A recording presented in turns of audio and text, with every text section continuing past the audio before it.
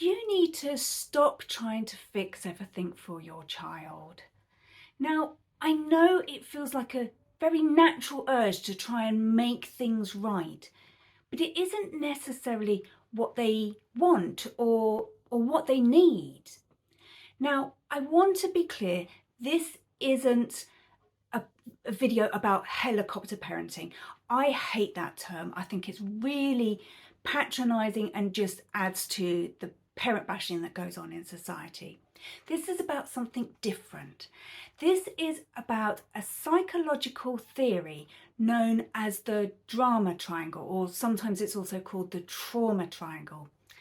Now, in this theory, it goes that there are three roles that we play: the victim, the perpetrator, or the rescuer, also sometimes called the fixer.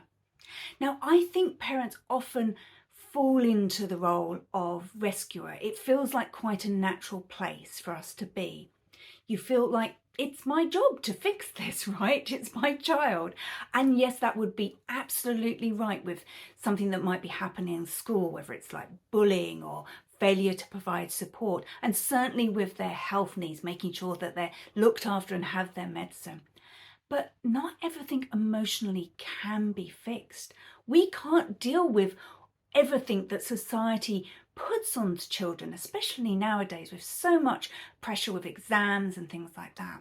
When you add into that being neurodivergent, it's even more. Now, I know some people call neurodivergency a superpower, but I don't think that functioning in this society with a neurodivergent brain is a superpower. It's just hard. It's hard being in a neurotypical world, and I think that needs to be heard. Now, my story this week shows exactly why trying to fix things doesn't always work. So my daughter has an obsession with dirt and germs, and it often focuses around her hands and obsessive washing.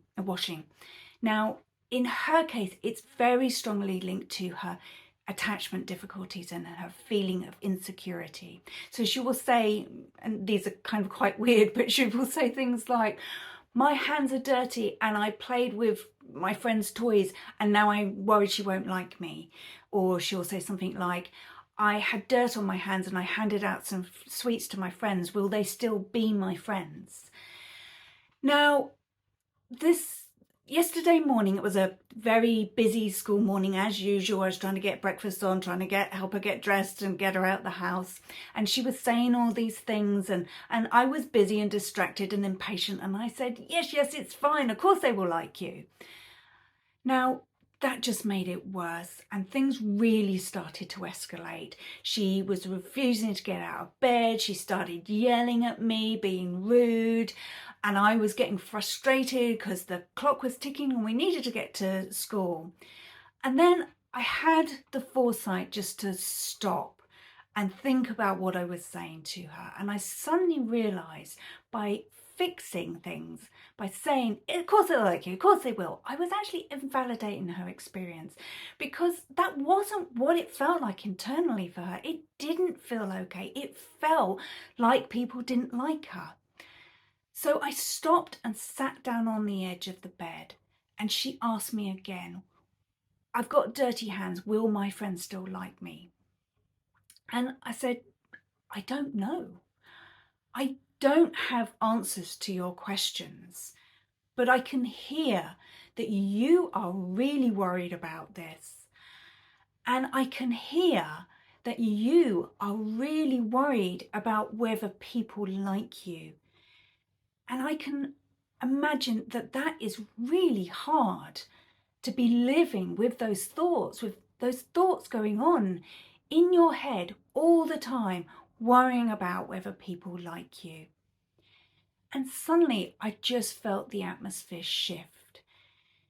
She didn't say anything for a while, but then suddenly, without being asked again, she just got out of bed and she got dressed and she sat down and had her breakfast and brushed her teeth, and she went to school. So this experience just showed me that she wasn't looking for a fix. I mean, maybe she thought in her head that she was, but actually she wasn't. She was just needing to be heard by me. And once she had been heard by me, everything just slotted into place. Now, I know these feelings, they haven't gone away. Attachment is a complex beast, and it particularly affects relationships, and it makes them painful and hard to understand. And I think there are overlapping elements with other forms of neurodivergency in this. So I think there are some important lessons that we can take away from this story. The first is just listen. Don't try and fix what your child puts in front of you, even if they're asking you to fix it, because you just can't do that all the time. And actually what they probably want deep down is just to be heard. They want you to listen to them. And even, as I say, they might be asking you a direct question. You can just say, I'm sorry, I don't have an answer. And the second lesson is just to try and slow down and take that 5 minutes. And I know that's really hard. I mean, I just wanted to get my daughter out to school, and I just wanted her to get out of bed and get dressed. But actually sometimes stopping and taking that time can move things faster than the relentless nagging. Just by giving them that 5 minutes of your time, suddenly I found everything sped up. Now, the third lesson is that if, like my daughter, they are constantly repeating these phrases, try and have some stock answers in your head, because I know in the moment, I can't always think of something to say. Now, if you have stock answers, you still have to say them with integrity, but it's okay to have a few ideas in your head. And finally, you need to look after you, because actually being this emotional support for them all the time and listening with real integrity is really hard.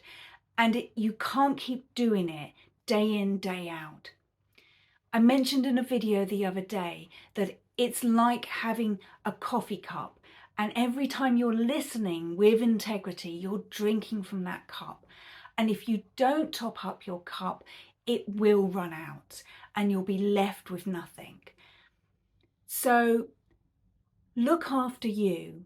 I've had a sprained ankle this week and I haven't been able to do my normal morning yoga. And I really noticed the difference when I came back to it today.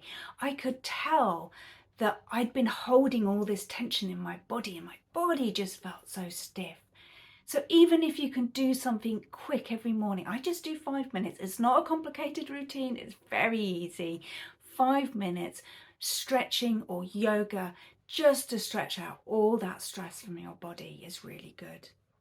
And another thing that I recommend is tapping.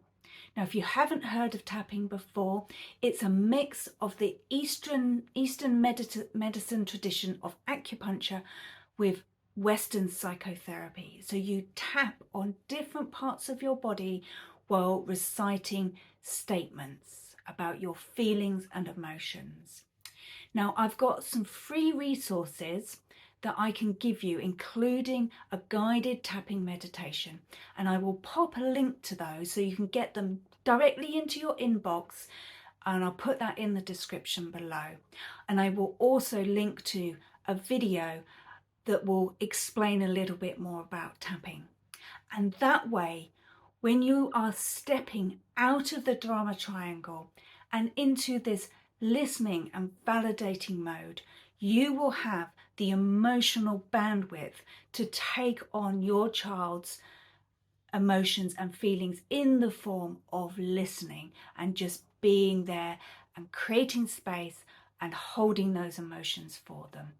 So give it a go. Step out of the role of fixer, step out of the drama triangle, and become an active listener instead. I talked a little bit in that video about tapping, and I know it might sound like a really weird idea, but I've got a whole video that explains it much better. And if you click on this link here, you can watch that straight away. I hope you find it useful.